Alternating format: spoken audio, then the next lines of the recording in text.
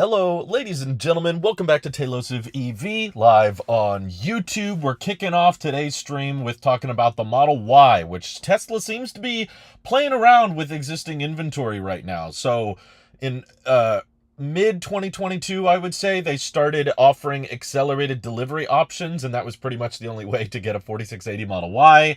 And I joked about it in previous videos and streams that I thought Sandy Munro was going to be able to tear down one before they actually added it to the configurator.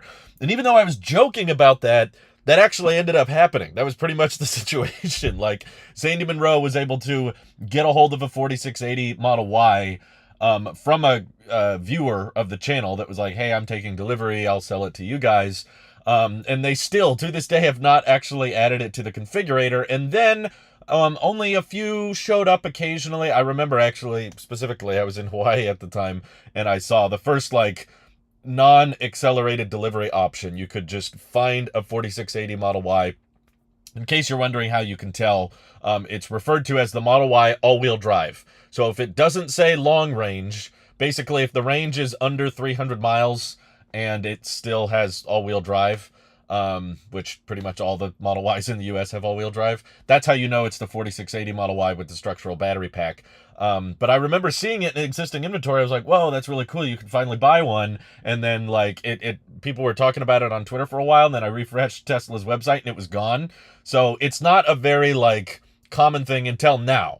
Just in the past week or so, they've started filling up existing inventory with now dozens of structural battery pack Model Ys, all-wheel drives. But the interesting about them, those are the Model Ys I showed in the thumbnail of this live stream, by the way. What's interesting is that they can't seem to offer any of the entry-level Model Y all-wheel drive. So pretty much the only ones I've seen either have the 20-inch induction wheels, which are a $2,000 add-on, which means that when they're in existing inventory, these are new vehicles, not used. They are $64,000, which is, okay, a little bit cheaper than long range, but only by $2,000. And in my opinion, yeah, the 20-inch induction wheels definitely look pretty. They look gorgeous, but they result in a stiffer ride. They worsen your range. I think they wear out faster too. So I'm like, yeah, I would not buy that one personally. I would rather spend the extra $2,000 and get the long range. But what's interesting is it's not just okay, maybe Giga Texas has a shortage of 19-inch Gemini wheels, which I admit, I don't love the design of the Gemini wheels, but I would still choose them because they get better aerodynamics, they're more efficient, and your range is better. And they're probably more readily available than the 20-inch wheels. I don't know, but I've seen similar situations like that in the past where, like, people who got the sport wheels on their Model 3 had a harder time finding inventory for them if they got a flat tire or something compared to the 18-inch. I don't know if that's the same thing with the Model Y, but at first I thought, well, maybe they just have a shortage of Gemini wheels, but no, there are Model Y all-wheel drives that have the Gemini wheels, but they tend to have other options added on. So the one option I was able to find in my area that had the Gemini wheels also had the red paint, which is a $2,000 add-on. So even though it doesn't have those inefficient wheels, it's still $64,000, which is crazy expensive considering it's like not even a 300 plus mile range EV. And this is, keep in mind, not a lithium iron phosphate battery pack. So you cannot charge that to 100% like you can in my car every day. Brandon says 50 Model Ys in inventory to choose from. Well, it depends on where you are, but yeah, Troy Teslike has been reporting this data that basically Model Y inventory is at an all-time high, and a lot of people would credit that to weakening demand. I don't think it's necessarily that. I think it's Giga Texas ramping up. We know that last year, at the end of December, or mid-December, I think, they announced that, oh no, it was even further back than Berlin, right? Giga Texas is producing well over 12,000 vehicles a month, and it's probably higher than that now. It's probably getting closer to 15,000 a month. And when you readily make more and more Model Ys available, demand could stay exactly the same, and wait times will go down, inventory can go up from production increasing. So I'm not saying that it's impossible that demand has gone down. It could have, but it may not have gone down as drastically as people claim it has. So in my opinion, it's still a very, very expensive vehicle, but if you're just in the market for a crossover, and that's definitely what you need no matter what, Sure, like the ID4 is a lot cheaper, and I've heard decent things about it. But I also hear software issues a lot. I mean, the guy I interviewed, Mr. Uloa, who came on my channel back when I first test drove the ID4, I ran into him the other day, and he said it's still running great for him, and he's very happy with it. And he even mentioned that he has not had any issues with Electrify America. And part of me wonders if that's because it's kind of a Volkswagen experience. I know that it's a little bit outside of the Volkswagen umbrella, but mostly Electrify America was started because of Dieselgate from VW. And I thought, well, maybe because Volkswagen is making the ID4 and they're kind of the ones who kickstarted Electrify America, maybe that's why there's less issues between those two vehicles than there is with Electrify America and basically everybody else. I don't know. But that kind of, I don't know if it's completely true, but that kind of supports my argument that I think in the future all EV manufacturers need to have their own charge networks. And it's okay if those charge networks open up, but I don't think that EV makers should just completely fall back on third-party charge networks, because that objectively just makes the charging experience worse. I think that, like Tesla and like Rivian, you should build out your own charging stations, because that will have always have an exclusive set of advantages when you have plug-in charge, and you don't have to set it up through an app, and it knows who to bill, and it knows how to charge you, and you can bake it into the software more easily than relying on third-party charge networks that hopefully are accurate in saying which stalls are online and which are not. But Electrify America has just been a huge nightmare right now for so many people that I think that's part of the reason Tesla can get away charging these insane prices for the Model Y. Ioniq 5, much cheaper than the Model Y. Kia EV6, way cheaper. ID4, all of these electric crossovers are way cheaper than the Model Y. It is not the cheapest model by any means, and yet it's still outselling them. And I think it's because Tesla can outproduce everybody else, but it's also, we've got tons of inventory to choose from now, but it's also because of that charging network. I don't think people have as much faith in the third-party charging networks, and that's definitely impacting demand across the board for all the non-Teslas. And that's why Tesla can get away with charging this much. Let's see. I think that when the inventory reaches a certain percentage, then the prices will go down. Well, that's kind of what I wanted to talk about today. I think everyone's... I didn't see anyone claiming that Model Y prices would never go down. I didn't want that to be the inclusion. I'm pretty sure everyone had the thought process of, yeah, well, at some point, prices will drop. It's just a matter of when. I didn't see anyone saying the alternative. But I think it's interesting that we're 12 days into the year, 12 days into the tax credit. It finally launched. The tax credit's here, and prices still aren't dropping. Whereas I was talking with a lot of people last year that were convinced that as soon as January 1st came around, prices would drop very suddenly, or prices would rise to qualify for to justify the federal tax credit. But of course, the federal tax credit was a big bunch of nonsense that made no sense. Basically encouraged EVs to become more inefficient to qualify, and that the 5-seater Model Y is not an SUV, but the 7-seater is. Like, it makes no sense to me. It was a completely backwards logic tax credit, and they changed the terms of it so that it doesn't matter where the batteries were mined for the first 2 months, and then it does matter, and then it's only a federal tax credit. It's not a rebate of point of sale until next year, but next year the mineral requirement goes up. So basically, I don't think Tesla cares that much about the tax credit. I know a lot of people like to think they do, and they're like, oh, they're working on this right now. They're talking with regulators about what qualifies, and oh no, the Tesla's going to make the 7-seater a default option so that it qualifies for more of the tax break. I'm like, ultimately, because we still, to this day, do not have information on where these battery packs, percentage-wise, of the materials are mined, this might be a $3,700 tax credit. So if Tesla has to include 7 seats with every Model Y to qualify, that drives the price of the vehicle up. Okay, Tesla charges $3,000 for the 7-seater right now. Maybe because they want to increase demand, they just throw that in.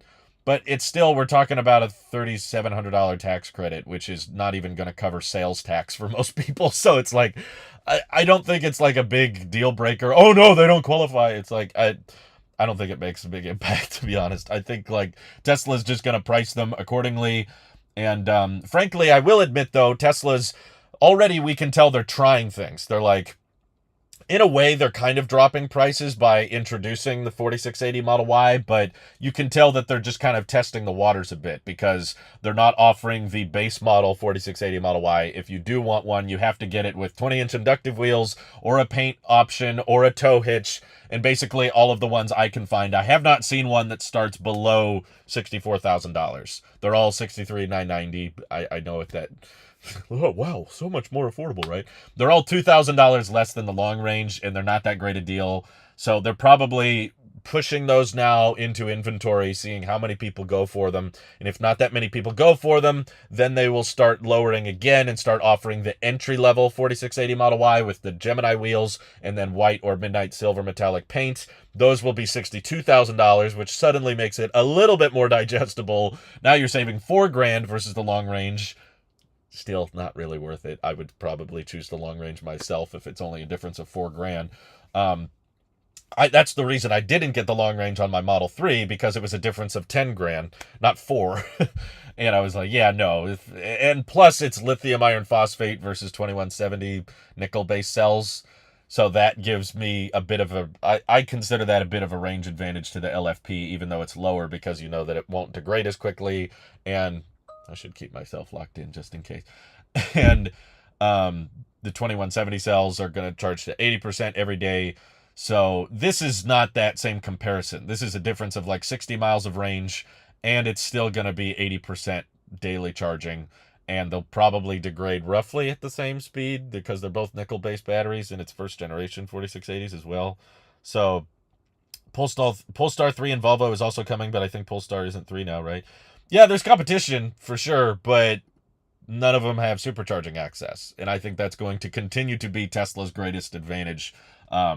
As much as I see people complaining about Electrify America every day on Rate Your Charge, that's just like free Tesla advertising, basically. Let's see. Answer to the question in the title. Once the CCS network actually gets its act together and starts working properly, then there can be proper competition. So that's a great question. When is CCS going to get their act together? I'm not convinced that's ever going to happen, to be honest. Let's see. I have a 2022 Model Y 4680 in inventory, white with induction and tow, 63,040. What? That doesn't sound right. But yeah, if it has the induction wheels, that adds $2,000, and the tow hitch adds another $1,000. So I don't know why it'd be 63. Thank you for the super chat, Taker. There wasn't a clear 4680 rollout plan, was there? Well, I don't think that means there wasn't a plan. It probably just wasn't shared with us. For good reason, to be honest, because at Battery Day, they were kind of over-promising on 4680 cells, in my opinion. They were claiming that it was so much more energy dense and that it was so much cheaper to build and that they could ramp production so much faster and that the range would improve and the price would improve, and basically none of that happened with the 4680 Model Y. The weight didn't improve, the energy density didn't improve, the range didn't improve, and really the price didn't improve all that much. But if they would have improved all those things, you would have caused massive Osborne effect. I remember all throughout 2021 and a decent chunk of 2022, I made countless videos talking about, like, this is part of the reason we were waiting. You know, originally, depending on how long you've been watching my channel, we wanted to get the Model Y rear-wheel drive before the Model Y deliveries had even started yet, and we even reserved one. We ended up, that was back when you could refund your deposit and get it all back. But we put $2,500 down because we were like, yeah, we want to get the Model Y. Back then, they claimed that the rear-wheel drive was going to be $47,000, which is basically what we paid for this car. And that was obviously too good to be true, and it didn't end up happening, and they wanted everybody to get the dual motor. But then also Battery Day happened later on, and we were hearing about these next generation cells, and Tesla was promising. So we were like, hey, if these great cells are just around the corner, why do we want to buy a dual motor 2170 Model Y right now? So we'll just wait, because, you know, we weren't at the time in a huge rush, because we were working from, you know, we were both working from home and not driving all that much. So we were like, yeah, we can just wait another year for the 4680 cells. So I was waiting, and the whole time I kept wondering, you know, how much better is the range going to be? What's the price going to be? So there was, indirectly, at least in our household, there was an Osborne effect going on where if you overpromise on the 4680 cells, you convince people to not buy, and you could tell based on the customer support chats that I was having with Tesla, they were used to lots of people saying, I will buy the Model Y once it gets these new cells. And the employees were like, no, please don't wait for those cells. Just buy now, buy the current day vehicle. So people were worried that they were going to get ripped off. But then as the truth slowly started coming forward about how 4680 cells aren't that energy dense, the real truth bomb for me was the EPA filing. When they dropped the report on the Model Y all-wheel drive, all the gears started turning in my head. A bunch of people were saying, no, that's not the 4680 Model Y because Tesla says 4680s are going to have better range, and there's no way that they would release a 4680 Model Y with worse range, right? And everyone was in denial for the longest time, and I remember reading that, and I was like, no, that's probably it. And then there was the leaked email that Tesla had sent to employees that basically said, we have chosen to go with a lower energy dense pack to increase the affordability. But you can't obviously drop a like $20,000 cheaper Model Y because then everybody's going to cancel their long range models. And at the time, there was a large wait time for the Model Y long range. So they didn't want to cause a big logistics nightmare. So to prevent the Osborne effect, I don't think that they could have unveiled a big plan. In 2023, we'll roll out the new 4680 Model Y, and it will be cheaper and it'll be better. They have to kind of keep it vague. They have to kind of keep it unknown, which is probably why I may take back what I said about how Tesla, in previous live streams, I said if Tesla is going to unveil a cheaper, smaller, compact vehicle, which I don't think the U.S. market is going to be prioritized with that. Maybe China will prioritize it. But I was like, if they're going to release that, they would do it at a dedicated event. They wouldn't do it at Investor Day. Now that I'm thinking about the Osborne effect a little bit more, I was like, you know what? That actually might make more sense to do at an Investor Day where you keep it vague. You don't unveil the design. But at Investor Day, they say they want to talk about the Generation 3 platform. I have a feeling that they want to talk about how they're going to reduce cost and reduce complexity, but they won't straight up announce pricing or unveil the design. Maybe the manufacturing approach. They'll show like, okay, here's a structural lithium iron phosphate battery pack. Here's a single piece casting of the front and rear.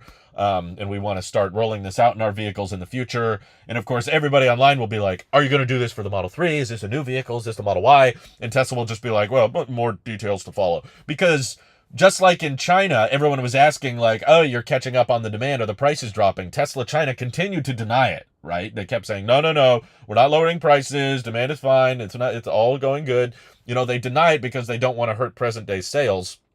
A couple months go by, and after denying, they suddenly drop prices really drastically and then go, actually, we decided to lower prices anyway.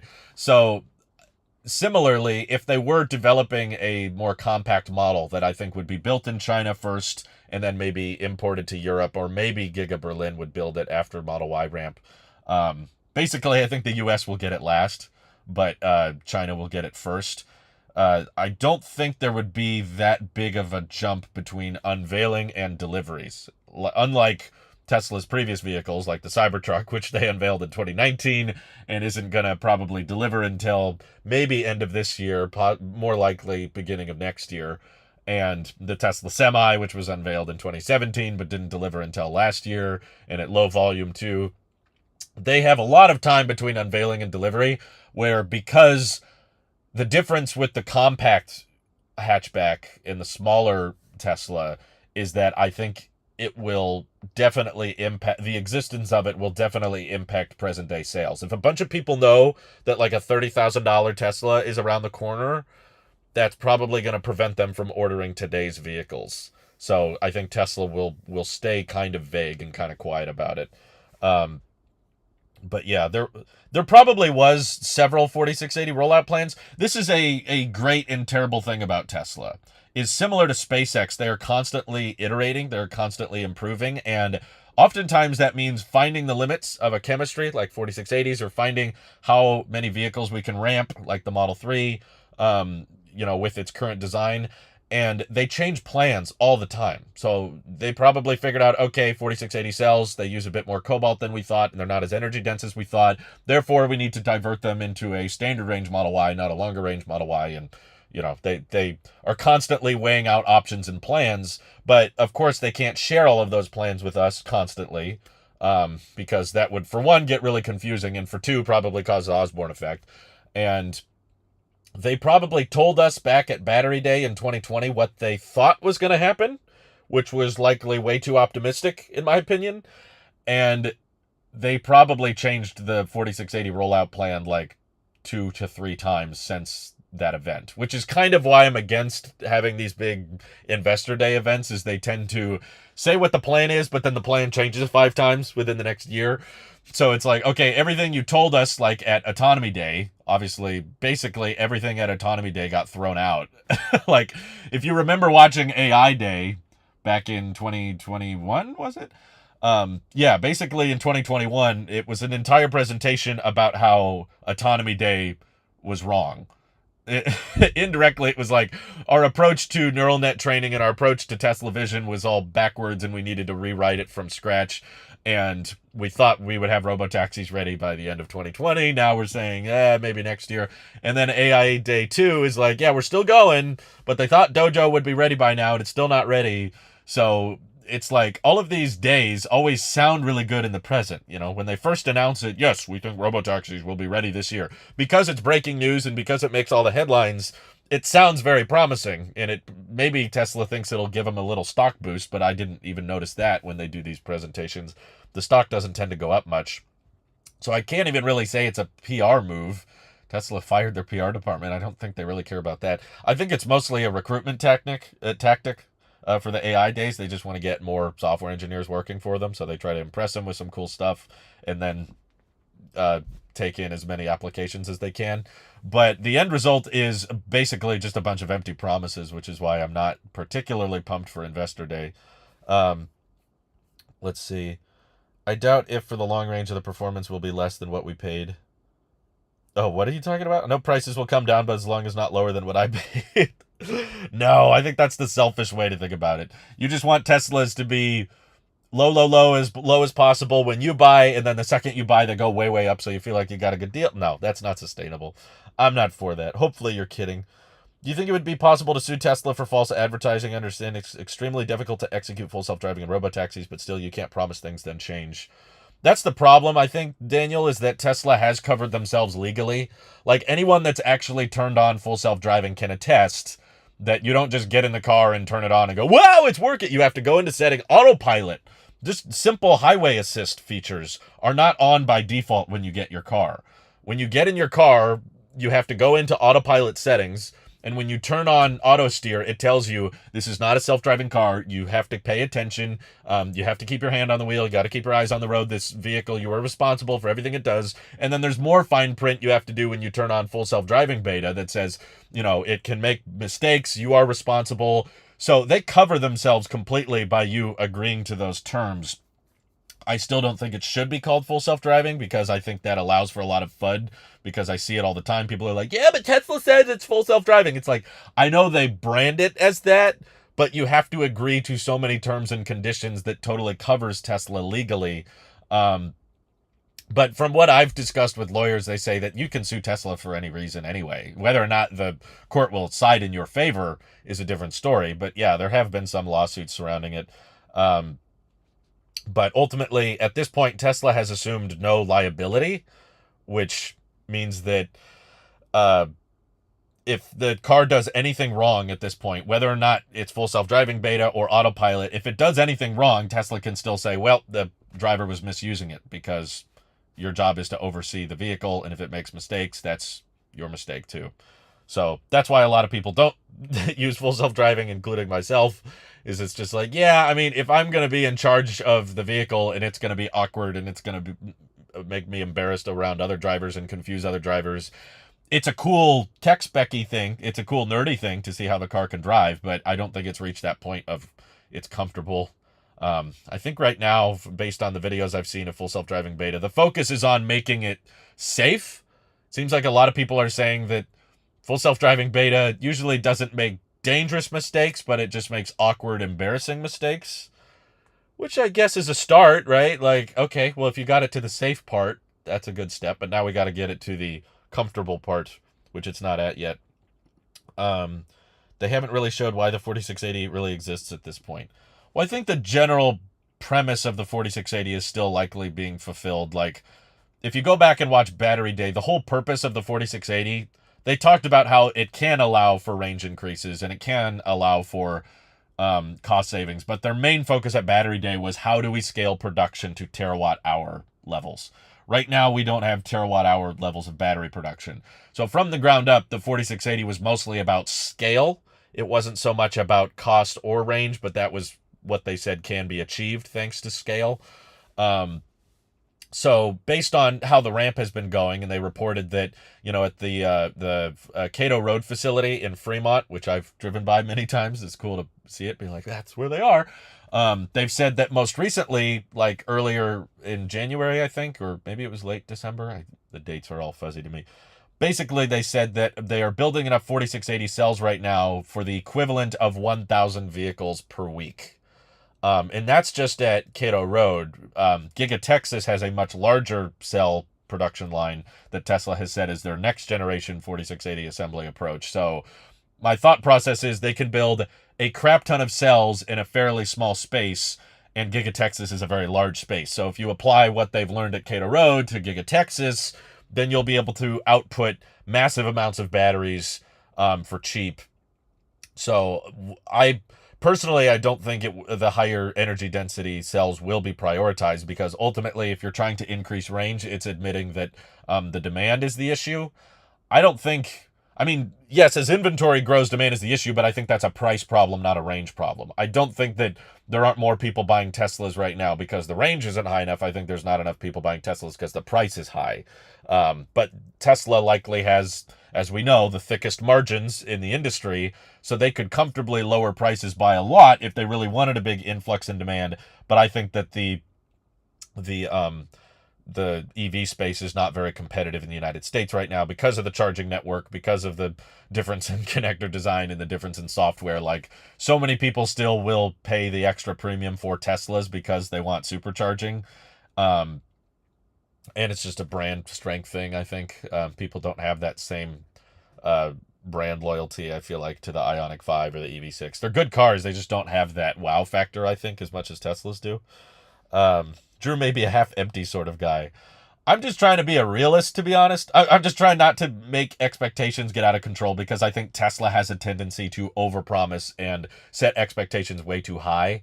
And this comes from my own personal experience. This is a defense mechanism. I don't enjoy being pessimistic. I hope you guys know that. I don't enjoy telling you that I don't think the Cybertruck's going to have 500 or 400 miles of range, and I don't think it's going to be priced fairly.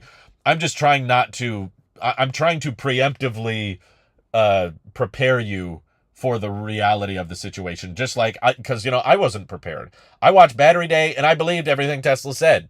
I was like, okay, their full self-driving promises are a little weird, but everything they say about their production and batteries, they tend to stay true to. So I thought 4680 Model Y is going to be cheaper and it's going to have higher range, and that's what we were waiting for, and we were holding out hope, and then we got it, and it was stupid expensive and not very good range. So I was like, I was disappointed by that. That was the vehicle I wanted to buy. And I see that situation times 10 with the Cybertruck, because there's so much hype, there's so much high expectations that people are going into it expecting it to deliver with a certain range and a certain price. And I'm trying to prepare you for the worst. If I'm wrong, then great. I'll happily be wrong. I'm not afraid to be wrong. I'm okay with that.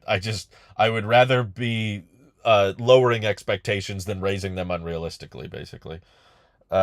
Is there enough physical space to add more 4680 cells to make the long-range Model Y like 350 to 360 miles of range? If so, then they can probably keep the same pricing. I think they can, but that's not the problem. I don't think range is what's preventing more people from buying them. Personally, just from my own experience driving EVs, like, I don't think that you would get a big influx in sales if you added 30 miles of range, because again, the life of the vehicle, most people are going to own these things for 8+ years because it's an EV. There's less maintenance, so you're more inclined to keep it for longer. You're going to have that max range number, which I think is an overrated number. Okay, let's say they up it to 360 miles. You're going to have that when you charge to 100%, which is not every day, for the first couple months.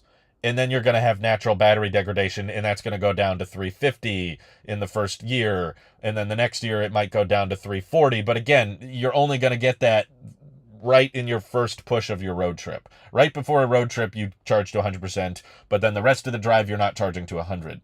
So all that really matters is, do you have a reliable, large, fast charging network, which Teslas do?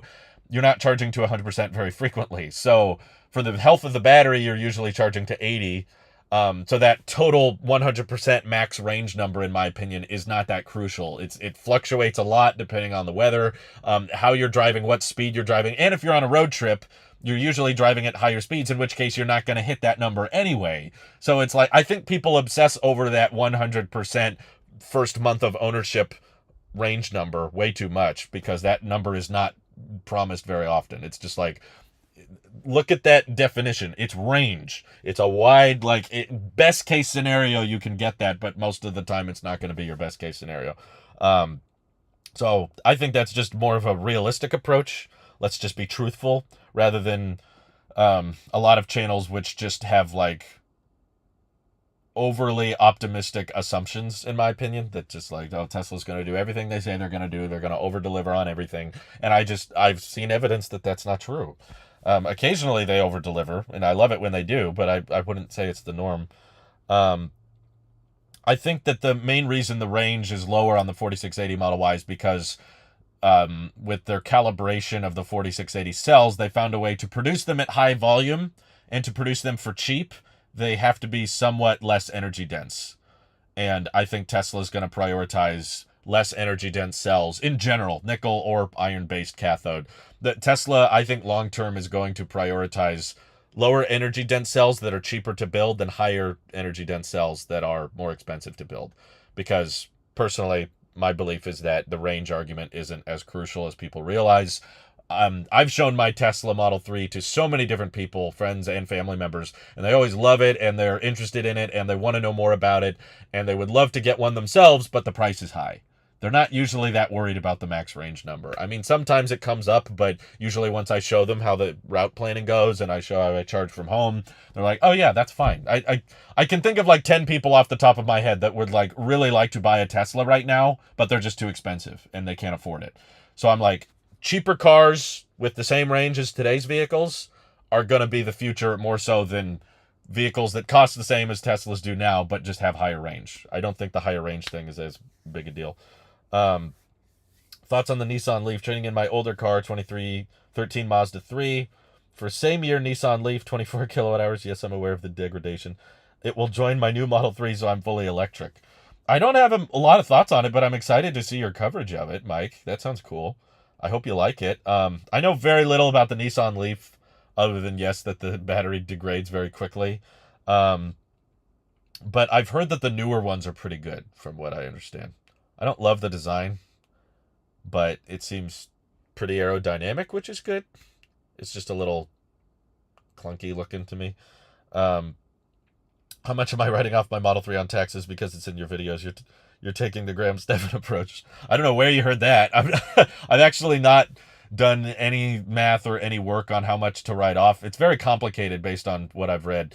I've talked to a few other YouTubers that bought Teslas for their channel, and they basically say that it's quite complicated because you can't write off the whole thing. That's not how the write-offs work. You have to write off a portion of it, and then you have to measure miles that are driven for personal use versus business use. And that's a real gray area for me, because it's like, okay, if I film a video of me taking a road trip, does that now make it a business trip? So I haven't been really logging that many miles, because I don't think it's gonna that much of it's gonna be very write-off based on the accountants I've spoken with. When you buy big expensive vehicles like this, people tend to think, oh, you can just write off the whole thing. It's not that simple. So I'll look into it, but at this point, I don't plan on really writing off much, or if at all, because I don't know if I have to write off, okay, these are miles I specifically drove for the channel, it's not going to be very much. It's probably going to be, because most of my driving is to visit friends and family members, and to, it's not for work. I sit in the car, but do you measure time or miles driven? I don't know if that counts. Uh, let's see. Number 11. One battery company demonstrated a 752-mile Model S yesterday, so a longer-range Model Y or 3 should be easy. It's a chemistry-wise, it's very easy. Yes, I hope people understand that. It's very easy to just get an EV to go 700 miles. That's not like the scientists haven't figured out a way to do it. It's a cost problem. How many of those can you build? How much can you charge for them? What is profitable? What is their demand for? That's the fine print. That's the calibration. It's kind of the same thing. Like I was watching this video about the 747 Boeing aircraft. Some people don't like it when I compare airplanes to cars, but I'm sorry, I'm going to do it because, in my opinion, it matters, it relevance. The difference of efficiency and cost. 747, basically, they just built the last one because Boeing wasn't getting enough orders for them, because it just there wasn't a practical amount of demand for it. You know, it's not like, in the old days, in that same documentary, they were talking about how there was a ton of work going on in the 60s and 70s on trying to make supersonic, what do you call them? Airline, commercial aircraft that, passengers and cargo, everyone thought that the future was going to be supersonic travel, and everyone kept trying to design these supersonic planes, and some made it to market like the Concorde, but they didn't stick around for very long. Obviously, we don't have supersonic air travel for everyday consumers because they realized that it was too expensive and there wasn't enough demand for it, and the operation costs were way higher. And it's a kind of similar situation with the range argument. Is like, yeah, you can just drop a big bucket of 2170 cells in the trunk or the frunk of a Model S and get it to go 700 miles. That's not tricky. The tricky part is, what do you sell that for, and how many can you build, because there's a certain number of cells you have access to. So again, I still think that the max range number is way too overhyped and overrated, because again, you don't get that range number in reality pretty much ever, and the range gets worse over time as the battery degrades. So the main point is, can you make it a decent amount in between charging stops, and how long are those charging stops? I think that's what's more crucial. And if you have a certain number of cells available, yeah, they could make a Model Y that goes 400 miles on a charge. I have no doubt about that. Not really supposed to talk about it, but I've heard from people at Tesla that they had prototypes that did well over 400 miles, but it was about fine-tuning, like, okay, what can we charge for it? How profitable is that vehicle? How many of that vehicle can we make? That's the tricky part. Increasing availability. Tesla's not sitting around figuring out how do we stuff more batteries in this? It's just like that fine-tuning process. Yeah, I'm talking about the Boeing 2707. See, there was a lot of people convinced that just how fast the plane could run was all that mattered. But it turned out, no, it was about how efficient it could run. Efficiency in the airline industry ended up being the way of the future, and that often involved slower air travel. That was the great thing about the supersonic jets, is like, yeah, you could fly from you could fly from New York to London in under 3 hours. It was super fast, super efficient time-wise, not super efficient fuel or cost-wise. And that's what paid off in the airline industry, was making jets that were cheaper to build and cheaper to run, even though they were slower. And in a similar way, I see EVs not as fast at road tripping, because they have to stop and charge, and they have to stop more frequently because the range isn't as good. But as time goes on, as battery price decreases, production output increases, I think we'll get to the point where EVs, they're already approaching that now, especially in China, where a full battery EV is cheaper than a new gas vehicle, and cheaper to own. So not only is the upfront price low, but the cost of ownership price is low. So, okay, you add an hour or add 2 hours to a road trip, but it's going to cost half the price, and you'll probably enjoy it more because it has, connected features, and you don't have to go to gas stations and stuff. Problem with low-range cars is the usable range. If you stay in the 20 to 80%, cuts 40% of the range. Maybe for different battery chemistry, it's okay to go 0 to 100, but still can't be great on the lifespan. Well, that's why I think LFP is the future, and just so we're clear, Elon does too. Elon has said multiple times in interviews that he believes 70% of electric vehicles are going to be iron-based cathode in the future. I think that sounds about right. There's definitely some people that live in the winter climates or care about towing great distances that are going to want the longer range. I'm not saying there's no market for it. I'm just saying that the market for non-iron-based cathodes is probably about 30% of total. You'd have a point if the average number of miles driven per day in America was like 80 to 100, but the average American on a daily basis drives about 40 miles, or the average miles driven is 40. So with 40 miles on average, and of course there's road trips where that comes up, where you want that extra range, but when we're talking about 40 to 50 miles on average, and there's more people working at home, so that's probably gone down. I think that the 250, 270 mile range with a good charging network is probably going to be enough for most people. Thank you for the super chat, Taker. Could Highland include castings in 4680s? That's personally what I think it's all going to be about. I don't think Project Highland is going to be much about increasing the desirability of the Model 3. That's what Reuters claims. I think it's mostly just going to be about updating the assembly line. They might even update the Model 3 more so in the sense that it annoys people. Like I don't know which is cheaper. We've kind of debated that on this channel. Is it cheaper to go with gear stocks, or is it cheaper to go with steering wheel buttons? I don't know to scale, but especially after they dropped the ultrasonic sensors, that's been a huge bummer. I'm sure that's helpful for Tesla's margins, because Sandy Monroe and Associates estimated that they probably spend around $114 on every car just putting in the ultrasonic sensors, which doesn't sound like a lot unless you start considering they're building hundreds of thousands of these things a year. So you extrapolate that out, that saves them like hundreds of millions of dollars by taking out those sensors. But on the consumer side of things, it sucks, because Park Assist goes away, Auto Park, Smart Summon, none of that stuff works without the ultrasonic sensors. And they say they're going to update it down the road, but they still haven't updated it yet. So basically there's a bunch of people without Park Assist, and they're just waiting indefinitely. Let's see. Would I get an Aptera or Tesla if you got a second car? Definitely Aptera. We've talked about that. That's like the main video on my channel when you open Telos of EV, is reserving my next EV. I don't have a need for a second Tesla.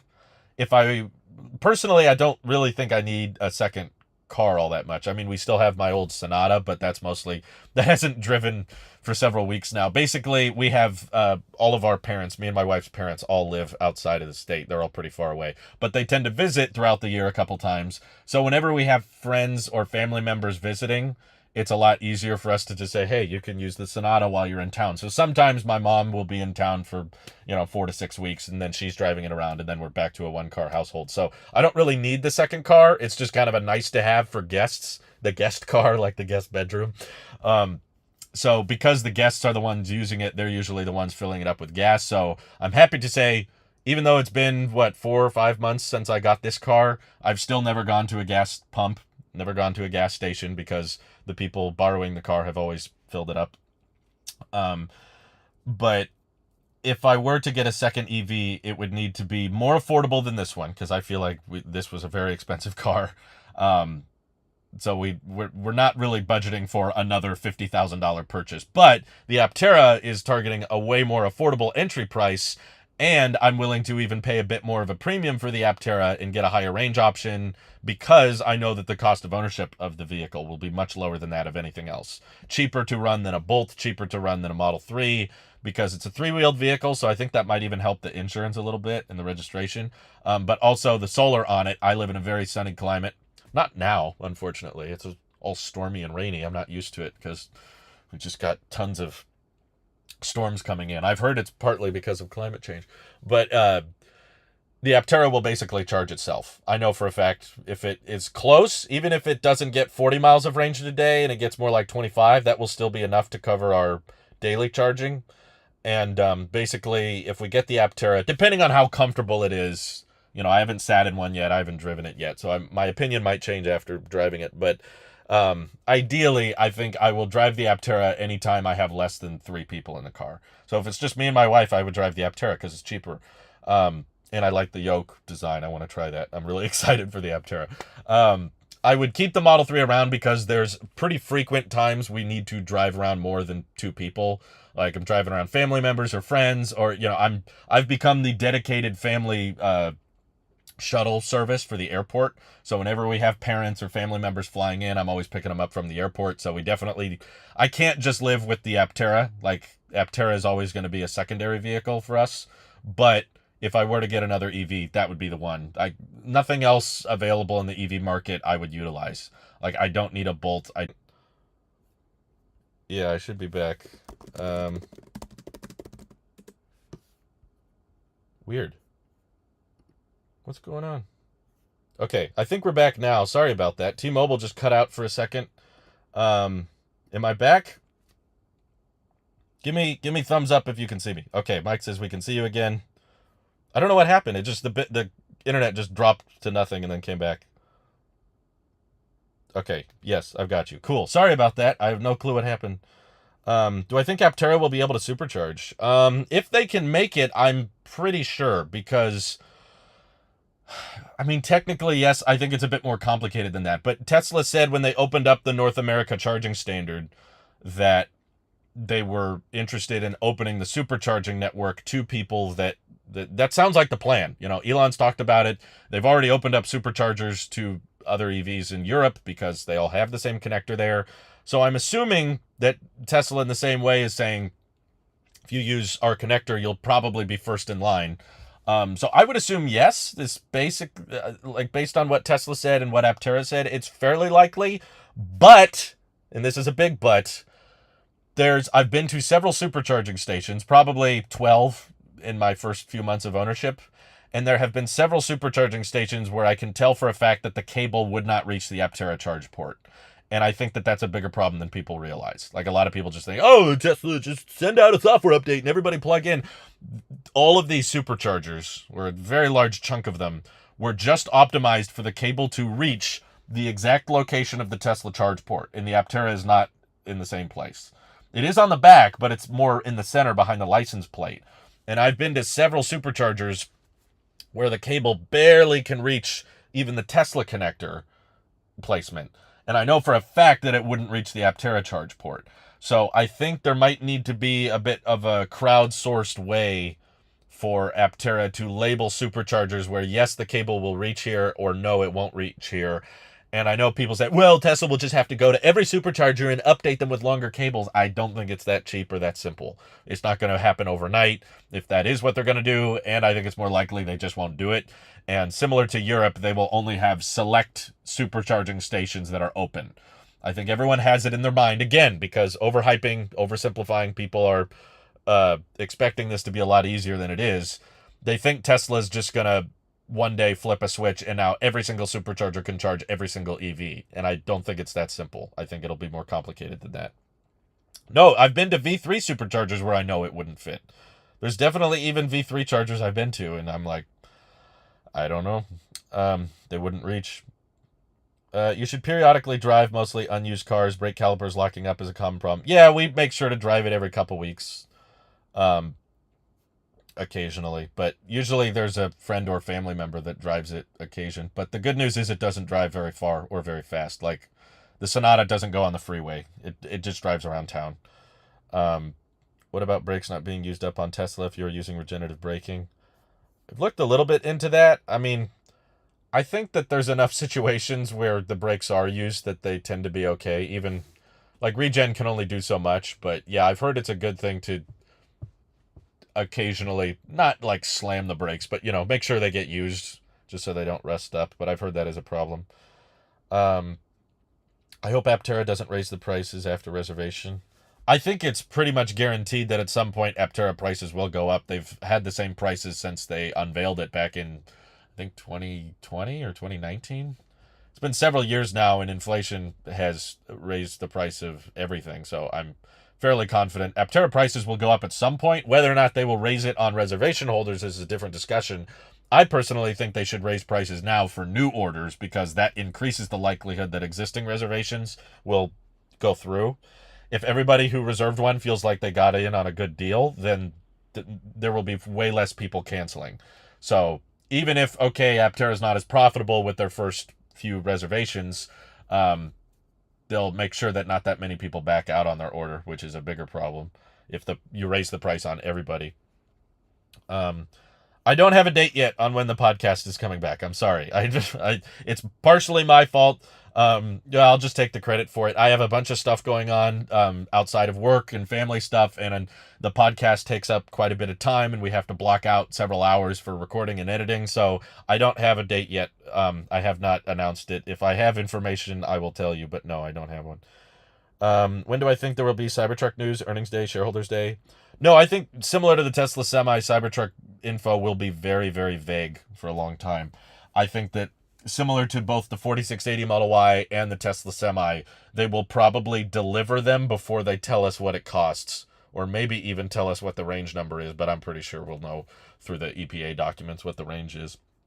Tesla will probably not announce the range for a long time, but once they file it with the EPA, that's a public document. You can't really hide that anymore. The efficiency of the truck, how much energy does it consume, and its max range, that will be revealed once they get it tested. But they went a long time without telling anybody what the 4680 Model Y cost. They went many months after deliveries, and I think that there is probably a crap ton of Tesla employees that want the Cybertruck that will get first dibs on it, just like a bunch of Tesla employees got first dibs on the 4680 Model Y. But truthfully, I don't think they could have kept it internal that long, because now, obviously, you can buy 4680 Model Ys yourself. But they probably didn't have that much demand for it internally at Tesla because it wasn't that great a deal. It's like most employees probably wouldn't want to buy it. Cybertruck, though, I don't feel the same way. I feel like there's a ton of people that want the Cybertruck. Executives, higher-end chairmen, people with not just factory workers, but like tons of Tesla employees have Cybertrucks on order, which means that the first few months of production can probably just be delivered straight to employees, and they can claim that first deliveries have begun when they haven't actually. To customers at least. So that's what I'm predicting, in case you weren't aware. My prediction is that we'll start seeing more beta models and road testing going on with the Cybertruck after around summertime and into the fall, and maybe we'll get the EPA filing around September, October, and then we'll have a, similar to the Tesla Semi, a Cybertruck delivery event where it just goes to employees in December. But we don't actually get customer deliveries until March or April of 2024. That's my prediction. Hopefully I'm wrong. Let's see. I don't need the ground clearance on a Cybertruck, so a double stack of batteries I think would be a great option. Yeah, I mean, if you want that high range, but I get the feeling that the energy density of the 4680s is not looking too good so far. And if they plan on using that on the Cybertruck, then you would need 3 times the number of cells that are in the Model Y to be put in the Cybertruck for it to even break 400 miles. I don't even think that would break 500. So that's why I said in my wish list video, like, if you want the Cybertruck to have 500 miles of range, they're going to need to come up with a new version of the 4680 or rapidly increase the energy density, in which case, if you think they can do that, why aren't the 4680 Model Y range numbers any good? Like, the range numbers still kind of suck. And it still has worse density than 2170 cells at this point. So, Tesla brakes don't need to be pressed or slammed at all. The Tesla service team told me that Teslas are built with a mechanism that keeps the rotors rust-free. That's great. I hope that's true, but I've just seen channels that have talked about how their brakes got all rusty because they didn't use them at all. And that's just real-world information I've heard. But it's nice to know that Tesla service thinks you don't need to. I haven't been really like prioritizing it. I think just don't worry about it. Just drive it like normal. There's enough situations where occasionally you need to slow down faster than the regen, and that's probably enough to keep the rotors rust free. Like, I don't intentionally go out and slam the brakes just to prioritize brake health. Just drive it like normal. And if something comes up, I'll make a video about it. But what's your go-to EV recommendation when family and friends ask you about them? My first question is always, do you want a road trip with it? Because I think there's the most amount of savings if you're not using it to road trip. If you're just using a vehicle to drive around town, drive around the area, then the Chevy Bolt is really, really hard to beat. It's not, from the reviews I've seen, I haven't checked it out myself yet, but from the reviews I've seen, it's not a bad car.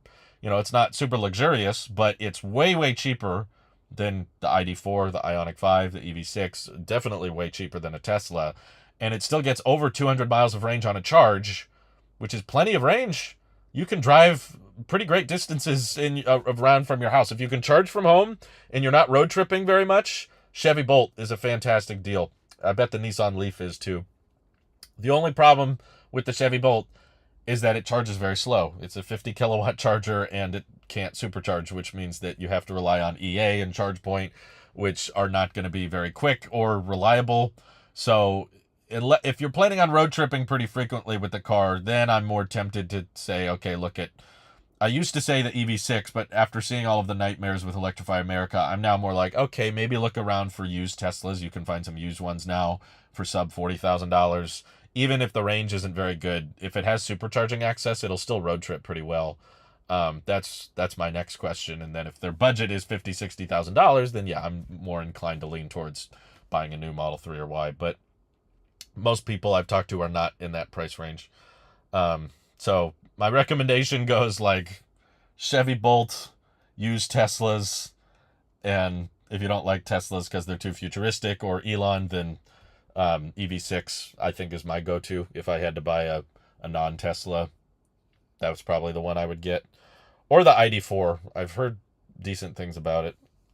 And I liked it when I drove it. I still haven't driven an EV6, but I bet part of the agreement is that Aptera needs to help fund new superchargers. I guess it could be. I don't think that's part of the agreement. Like, Tesla opened it up for everyone to use, and that's not what they've done in Europe. In Europe, they let non-Teslas use the supercharger network, and they didn't ask them to help fund it. So no Leafs. I just don't know much about the Leaf. Like, off the top of my head, there's so many different versions of it. I don't know what the range number is, what the charge speed is. I'm not super well versed in it. It could be a decent option. I don't know what the starting price is. I get them removing ultrasonic sensors to save cost, but why are they deleting the use of them for existing ones when the vision software isn't ready? I haven't seen them delete the use of them for existing ones yet. Mine are still being used, and I'm on the latest firmware update. Let's see. EVs are still way more expensive than ICE cars. You can't compare US and EU markets to China. Well, that's why I said in China, Tom. Come on. In China, like, if you look up the price of a new, what's the average price of a new gas vehicle? It's around $46,000, and you can buy all electric vehicles now. Not great all electric vehicles, but you can buy them for sub $30K, which is close to the same price of new gas vehicles. Like the cheapest new gas vehicle, depending on what dealer you can find, is I think probably close to $20,000.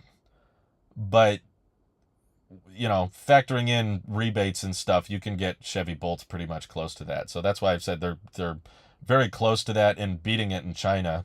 But China's the largest automotive market. So if we're talking about electric vehicles versus gas vehicles, that's a very broad topic. I'm not going to restrict it to one country. What happens if Cybertruck doesn't come out this year? Same thing that happened last year. Everyone complains and argues and waits for more information. I don't think anything like, boom, Tesla's in trouble. We can all sue Tesla. When 500-mile Cybertruck is alive, man. I'm just asking, what kind of batteries is it using, man? Because the 4680 cells aren't that energy dense. So if you wanted to get 4680 cells to 500 miles of range on a vehicle that large, you're going to need like 3 times the battery pack. And that's going to drive the weight way up, which is going to make the efficiency way worse. So, yeah, I need more information. How are they going to get to 500? Maybe if they use 2170 cells, they could do it. That's how the Semi got it. But, let's see. It's the whole point of small businesses. Yeah, it's not what I've read. Any professional tax accountant I've talked to has said it's not that simple. You can't just write off the whole car. Let's see. I answered that earlier. The reason why FSD isn't level 3 is because at level 3, Tesla has to take responsibility. I think that, yeah, but I've been told that you can sue Tesla regardless of level 2 or level 3, but I feel like your case is a lot easier to defend if you say that the user was misusing the product, opposed to the car does something wrong and the user was told that they didn't have to pay attention anymore. That's where you open the door, I think, for a lot more lawsuits. It's like, well, if you told people that they didn't have to pay attention and then the car did something stupid, that's on the manufacturer. So, yeah, I think that's why they haven't made the jump to level 3 yet. Let's see. They're going to introduce the standard range, and that will be the one under 55K. I have a hard time believing they can get Model Y Happy Hippo to under 55K right now, just because of how high the prices are. Like, sure, I bet the sales would be really, really good for that model, but it would be so much cheaper. It would, like, the sales would probably be so good that it would eat into long range sales. So personally, my bet is that they don't really care that much about qualifying for the tax credit. They're just going to price the vehicles accordingly to what increases demand. And I think that if you get all-wheel drive, they already have the standard range Model Y. It's on existing inventory. If you get the standard range to sub 60,000, you'll probably see a big influx in orders, even if it's 58,000, 57,000.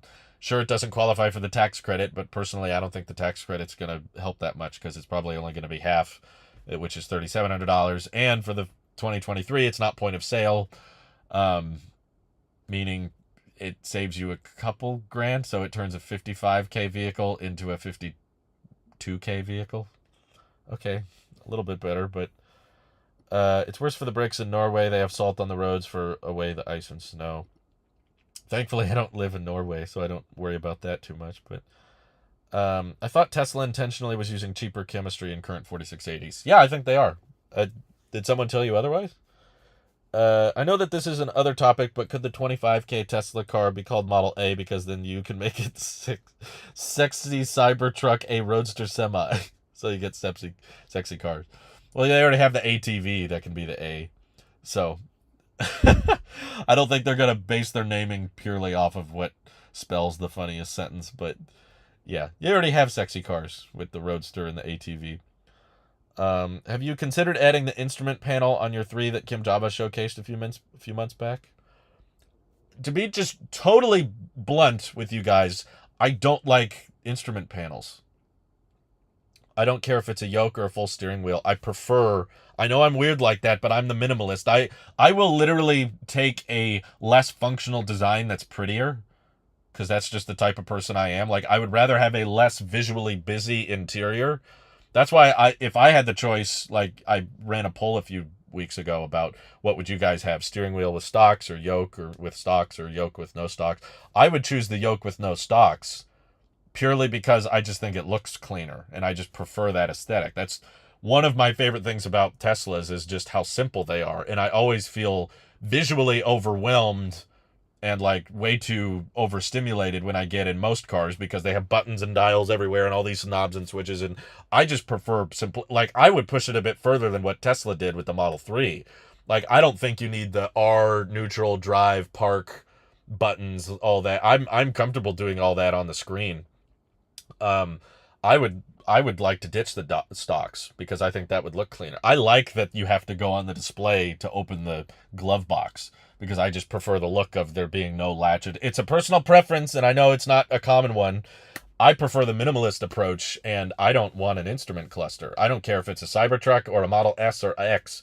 If they made the Model X no longer have an instrument cluster, and you just had the one screen. And there's even some advantages to the one screen approach that was brought up by Chris from Dirty Tesla. He was doing a video on full self-driving beta, and he was testing it. Finally, he got full self-driving beta on his Model X, and he noticed that, well, because the full self-driving visualization is on the instrument cluster and not on the main display, he can't move around the visualization anymore, because that instrument cluster isn't a touchscreen.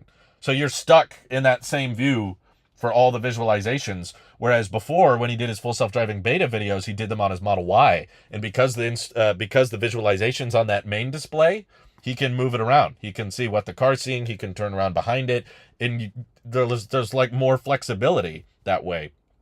And I prefer a lot of symmetricality with my designs. That's why I like the center display, and why I wouldn't buy a mount to pivot it. It's just, I know I'm weird, and not everybody agrees with me, and that's fine. I know most people are probably not that way, but I prefer the minimalistic approach. I don't notice at all when I got in the Model 3. I'm not like, oh, I'm used to the speed being here. I don't like looking through the steering wheel.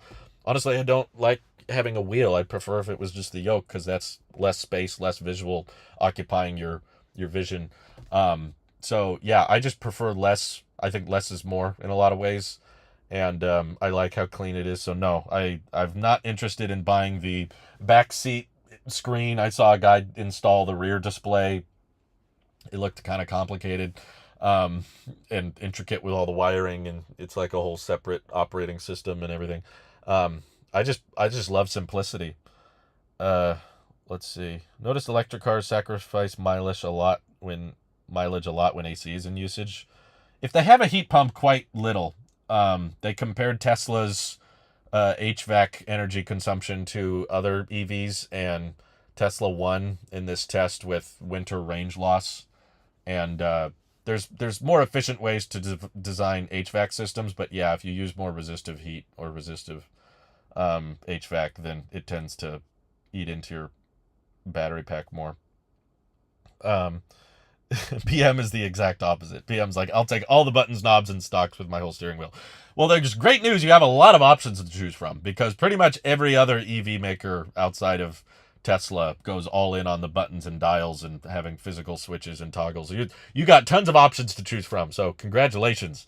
Me, I don't have that many choices. I basically just have Tesla because I prefer the minimalistic look, and there's not that many other companies that are going for that minimal, simplistic approach to things. I prefer it. I like it a lot more. If voice control works great, then you almost don't need any buttons. I don't think people like voice controls. Even if they work, it's just annoying to articulate, and the car hears you wrong, and then you gotta stop the music you're listening to, stop the other people talking in the car. Be quiet, I'm talking. Like, I don't use the voice controls very much, but I still don't miss having buttons and dials, to be honest. Some people are like, oh, I have to go into a menu to change this thing. I'm like, yeah, whatever.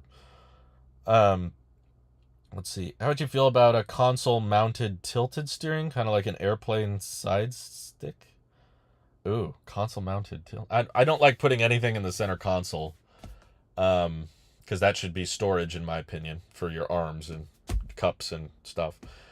So I hate cars that put buttons and things in the armrest area. It's like, I don't want to control. Keep the controls up here.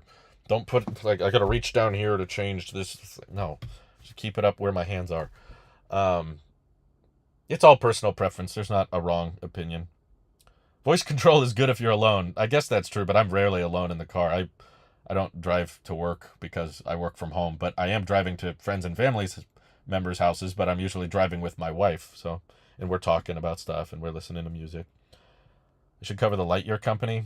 They're interesting, but they're just going for such a high price that it's hard to take them seriously with the Lightyear 1. The Lightyear 2 sounds promising, but I don't know. I think Aptera is the better way to go about efficiency. And then once you crack the code on that vehicle, you could work your way up to a sedan. But let's see. I own the 2017 Hyundai Ioniq Electric, and it gets 124 miles, and I love it. Cost under $15,000. Wow, that's awesome. What a good deal. Yeah, I like what Hyundai's been doing. I just wish they would get more serious about the charging network. ATV, I didn't think of that one. Yeah, you didn't see the sexy cars thing? That's sexy cars has been literally at Battery Day. They aligned their prototypes to spell cars. They had the Cybertruck, ATV, and then Roadster, and then Semi. So it spelt the cars. Like, they did that on purpose. Let's see. How much modes mileage go down when AC is turned on full blast? There's so many variables to your energy efficiency. It's like, well, how fast are you going? Are you using the HVAC at full blast at 30 miles an hour versus 60 miles an hour? Like, ultimately, in my experience, but this is partly because I have a heat pump, so my HVAC is a pretty efficient, energy efficient system. I don't notice the energy consumption change very much when we set it to full blast. I also live in a fairly mild climate. Like, it doesn't get super cold where I live, so I don't have good data on how does the HVAC perform when it's 0 degrees outside. For me, it's usually 40 to 50 in the summer. In the winter, and then in the summertime, I need to use a lot of air conditioning, but not that much in my experience. It's not like, oh, we can't get there because we turned on the HVAC. It's like your speed is the biggest energy consumer. Like, if you go at 65, you'll get a lot better mileage than if you drive at 75, but we tend to just not be, the places where we drive, everybody's driving 75, 80. So I tend to want to at least go 73, which I get worse mileage for, but it's a pretty efficient car anyway, so I don't really care. I don't have hard data on that. I want mine to look like a 747 cockpit. You don't have to take your eyes off the road to flip a switch. I just don't want... I'm not flipping many switches. I don't know what switches to flip. I guess my use case is probably just different because my wife's usually in the car, so I guess she sets the HVAC to how she likes, but I'm always fine with auto. Um, and I'm usually on autopilot anyway. 747 pilots definitely take their eyes off the sky quite regularly. There's a lot of buttons and dials in there. Do I prefer the sunroof option if Tesla had it, or glass top? What's the downside to having a sunroof? Yeah, I mean, it'd be cool. It would probably complicate the design a little bit, and it would be a little bit more expensive or harder to produce, and it'd be another part that can break. I think we had an old car growing up that had a sunroof. It's really cool at first, but everyone I know who has one just never uses it. They kind of just forget it's there. So it's a nice to have, but not like I wasn't thinking about it when I got the car. Boy, I wish it opened up. I'm like, Usually it's like you're driving around town a little bit. Woo, you stick your hands out the top. And then you get on the highway and it's like, okay, this is too loud. And then you close it. So I get why they don't have it. If you didn't already buy a Tesla, would you get an Aptera if you could get an upgrade to get pull-up seats? There's been a ton of situations where we needed more than just the 2 seats, and I don't think the jump seat would have worked in those situations. So maybe, but I think we would have kept the Hyundai and used that more regularly. If the Aptera was our only EV, we would just have to drive the gas car when we pick up people from airports, which would kind of suck. Or me and my wife wouldn't go to the airport together, and it'd be like, I'll pick up mom or I'll pick up dad by myself. So no, I'm still glad we have a Tesla. I'd still probably choose that first. So I appreciate the Aptera, but I don't think for me it would make sense as an only car. Maybe if I was single and lived by myself or something, it would make a lot of sense. But our lifestyle kind of needs the extra seats. What's the worst EV you've seen? I'm tempted to say the Dodge Charger EV. I thought that was the dumbest thing I'd ever seen. Was just this EV where they didn't really have many specs about it, but all they wanted to talk about was how loud it gets, and the volume is a speaker. It's not an engine. That was pretty dumb. But there's also just like bad deals out there, like what was that, Mazda 500 or something. I can't remember what it was called, but there was I don't know. I don't think there's much usefulness in the EV community because most people don't know much about EVs. Do we need to spend a lot of time highlighting how bad some of them are? It's like, just don't talk about them. That's the best way to not get too much attention on them. I'd rather talk about EVs that are exciting to me. Your skin looks to be doing well. Forgot what specific condition. Yes, I have psoriasis, and you have that for life, but I'm on medication that kind of gets rid of it. But it does weaken my immune system. So if you notice that I get sick throughout the year and I take time off of making videos, it's because I tend to stay sick longer, even for basic illnesses. Let's see. The VinFast looks pretty crap. Yeah, I saw that. I watched the out of spec video on the VinFast, and that's to me the epitome of the Blazer effect, which is basically just all there's so many car brands out there trying to go electric, and a lot of them are just going to make boring basic, just like, it's an SUV and it looks like every SUV you've ever seen.